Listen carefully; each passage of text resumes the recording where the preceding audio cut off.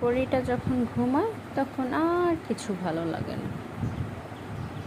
যখন সজাগ থাকে পুরা বাসাটা মাথায় রাখে, আমাকে 1 সেকেন্ডের জন্য নিরিবিলি বসতে দেয় না, তার পিছু পিছু পিছু।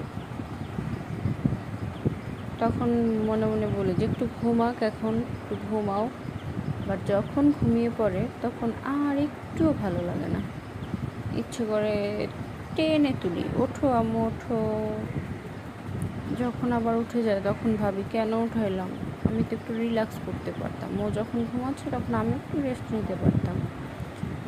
যখন ঘুমায় তখন মনে হয় যে কেন ঘুমাইলো, উঠে যাক, দুষ্টামি করি, খেলা করি।